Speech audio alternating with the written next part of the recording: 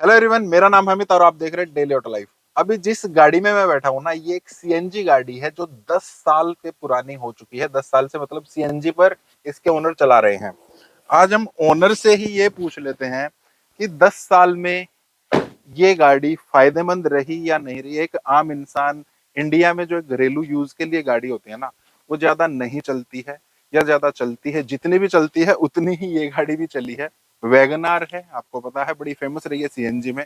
तो 10 साल में कितनी ये चली है, आप देखेंगे तो आपकी गाड़ी भी लगभग उतनी ही चली होगी। या इंडिया में 70 से 80% सीएनजी गाड़ियां उतनी ही चलती हैं।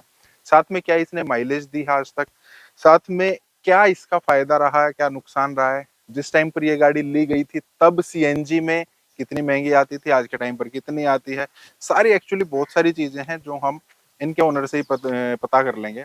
हमारे पास इनके ओनर हैं, मोहक जी हैं। मोहक जी से आइए मोहक जी, हम बात कर लेते हैं और पता करते हैं। तो सबसे पहले मोहक जी आप ये बताइए, आप इधर आ जाइए कि आपने ये गाड़ी कब ली और आज तक ये कितनी चल चुकी है। ये गाड़ी ली थी अगस्त या सितंबर 2013 में। ठीक है। तब इसका नया नया फेसलिफ्ट ही आया था, तो ये फेसलिफ्टेड वर्जन है और अब तक ये 92 और 93,000 के बीच में चल चुकी है।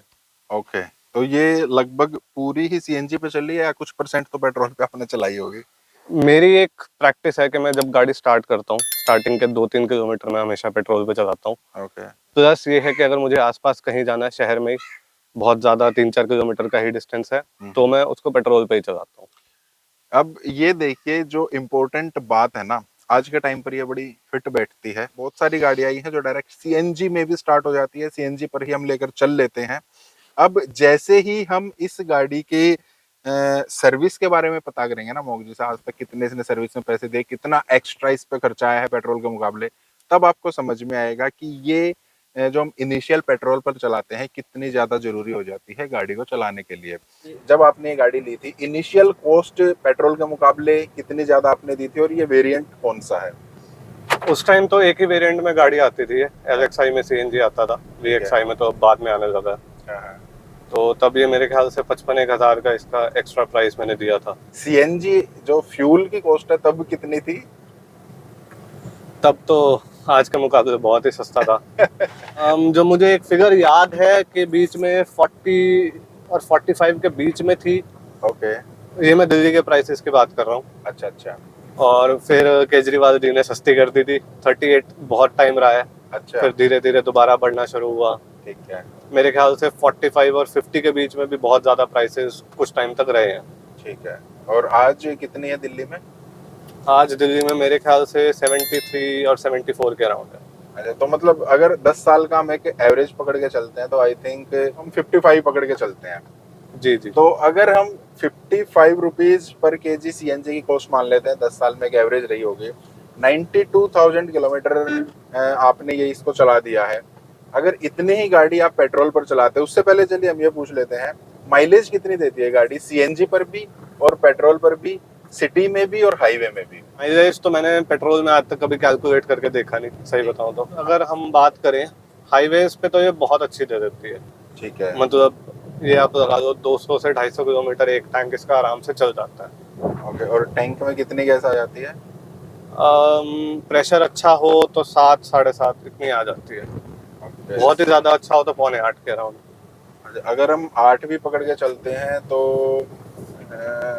लगभग 30 के आसपास की माइलेज दे देती है ये हाईवे पर दे देती होगी बहुत आराम से। सिटी में कैलकुलेट नहीं किया, लेकिन कम ही चलती है वैसे। अच्छा, आइडिया 20-25 क्या दे सकती है माइलेज।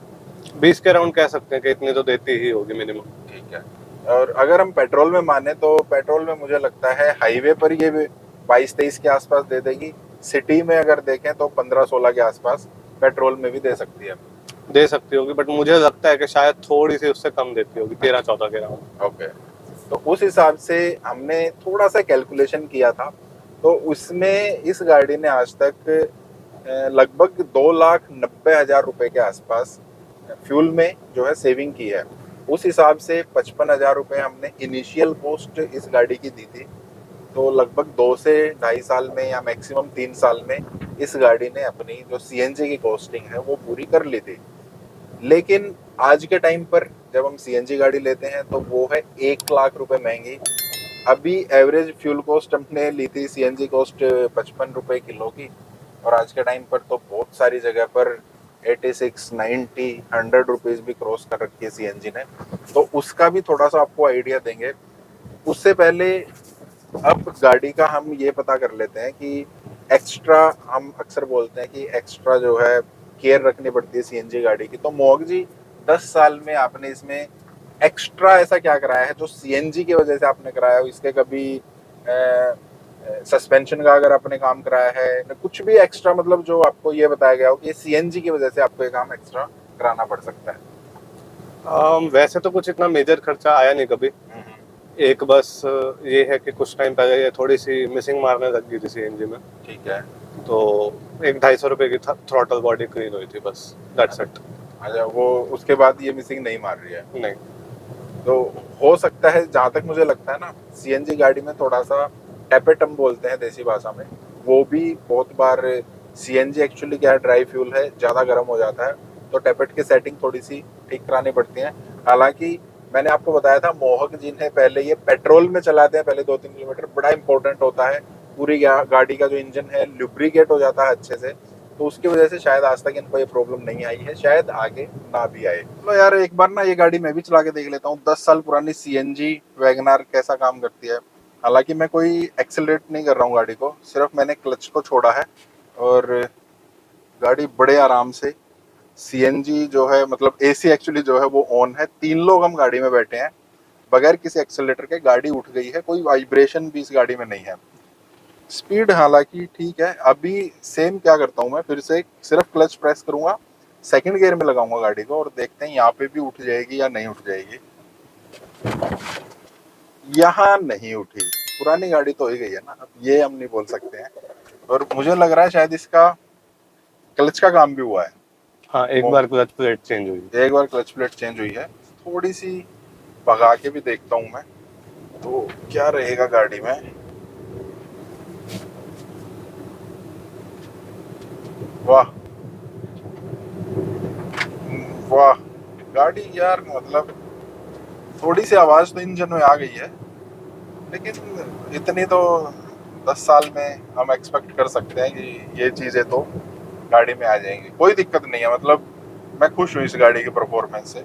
मोहक जी, आप एक और चीज बताइए, आपको इसके कभी बूट स्पेस में प्रॉब्लम हुई है, या और भी कोई प्रॉब्लम आई हो जो सीएनजी, स्पेशल सीएनजी की वजह से रही हो? बूट स्पेस में प्रॉब्लम हुई नहीं, क्योंकि बूट स्पेस की इतनी नीड ही नहीं थी। ये सिटी ड्राइव के लिए गाड़ी ली थी। ठीक है। एनसीआर रीजन में ही रहती है। कभी ऑफिस जाना हो तो, या फिर कभी ऐसे थोड़ा बहुत घूमने फिरने जाना हो तो, कभी लॉन्ग ट्रिप्स पे ये गाड़ी मेरे ख्याल से 2 या 3 बार गई होगी। लेकिन हम 2 ही लोग जाते हैं नॉर्मली, तो पीछे की पूरी गाड़ी खाली होती है, तो उसमें काम चल जाता है। Okay. और अगर किसी को इस पर्पज के लिए गाड़ी लेनी है कि भाई हमें फैमिली के साथ ट्रिप्स करनी है, और पीछे 2 लोग बैठे हैं, आगे 2 लोग बैठे, तो क्या उसके लिए सीएनजी ठीक रहेगी? बूट स्पेस तो शायद उसमें नहीं मिलता होगा आपको बिल्कुल ही। नहीं, इसमें तो आप एक छोटा बैग भी नहीं रख सकते। अच्छा, तो इन दैट केस अगर किसी को घूमना फिरना है, तो फिर उसको सीएनजी गाड़ी का मोह जो है वो त्यागना पड़ेगा। तो अगर आज के टाइम पर किसी को गाड़ी लेनी है, और उसका इतना ही रन है, मतलब 8,000 या 9,000 किलोमीटर वो ईयरली चल रहा है, तो आप उसको सजेस्ट करोगे कि उसको सीएनजी गाड़ी लेनी चाहिए या नहीं लेनी चाहिए? और मेरी क्या सजेशन है, मेरी भी एक बड़ी इंटरेस्टिंग सजेशन है, वो भी आप जरूर सुनना। आप क्या कहते हो? 8-9 हजार में मुझे लगता है कि वो एक ब्रेक इवन है कि इतनी आपकी मिनिमम गाड़ी चलनी चाहिए, चाहे सीएनजी हो चाहे पेट्रोल हो। तो अगर आपकी उससे ज्यादा रनिंग है, लगभग 15,000 किलोमीटर, मैं उन लोगों को सजेस्ट करूंगा कि आप सीएनजी गाड़ी ले सकते हो। अच्छा। टाटा की गाड़ियों में अब बूट स्पेस भी ठीक ठाक मिलने लग गया है, ठीक बात है। तो ट्रिप्स पे जाना है वो भी आपका पर्पस सॉल्व हो जाएगा। लेकिन अगर उससे कम है तो मैं कहूंगा कि पेट्रोल पे ही चलाओ, पेट्रोल से अच्छा फ्यूल है वैसे है भी नहीं कोई। तो मेरा सजेशन पता है क्या है? बहुत सारे लोग हैं, मेरे भी जानकार हैं, जो क्या करते हैं कि 7 से 8 हजार किलोमीटर उनकी गाड़ी चली है 2 साल में। हालांकि सीएनजी नहीं ली उन्होंने, तो मेरे ख्याल से गाड़ी नहीं लेनी चाहिए उस पर्पस के लिए। और अगर स्टिल आप सीएनजी सोच रहे हैं ना, आज के टाइम पर देखिए क्या होता है कि शहरों में भीड़ बहुत ज्यादा हो गई है। जब भी हम गाड़ी लेकर निकलते हैं, सीएनजी होने के बाद ना एक दिमाग में ये भी आ जाता है, यार गाड़ी में सीएनजी लगी है, चलो इसी को लेकर निकल लेते हैं। पेट्रोल में इंसान को थोड़ा सोचना पड़ता है। जब आप गाड़ी लेकर निकलते हैं, हमारे पास इतनी भीड़ हो गई है, हमें गाड़ी जो है पार्किंग के लिए कोई स्पेस मिलता नहीं है, तो इन दैट केस क्या कीजिए आप, 1 लाख रुपए सीएनजी गाड़ी महंगी है, 1 लाख रुपए ज्यादा वहां मत दीजिए, पेट्रोल गाड़ी लीजिए। और एक आप इलेक्ट्रिक स्कूटर ले सकते हैं। जब भी आपको कहीं नजदीक जाना है, शहर में घूमना, आप इलेक्ट्रिक स्कूटर पर जाइए, आपको कोई पार्किंग की प्रॉब्लम नहीं है और आपके सीएनजी के पैसे भी जो हैं वो बच सकते हैं। अभी मोग जी एक नई गाड़ी ले रहे हैं, वो भी सीएनजी ले रहे हैं, पेट्रोल में ले रहे हैं? दोनों ऑप्शन ओपन है अभी। ठीक है। अभी एक मन है कि ऑटोमेटिक गाड़ी लूं, हम्म।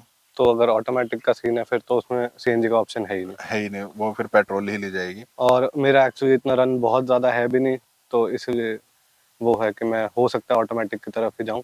और ये पेट्रोल में ही जाएंगे। तो अगर आपका मन है ना, तो आप ये वीडियो शेयर भी कर दीजिए, जिस किसी और का मन हो एक सीएनजी गाड़ी लेने का। और अगर आपका भी मन है तो थोड़ा सा कैलकुलेट कीजिए कि आपके लिए सीएनजी गाड़ी बेनिफिशियल है या नहीं है। बाकी आपका सोचते हैं वो आप कमेंट बॉक्स में बताइए जरूर। ऐसे और वीडियोज़ के लिए इस वीडियो को लाइक, चैनल को सब्सक्राइब करें। मिलते हैं नेक्स्ट वीडियो में। Thank you, bye.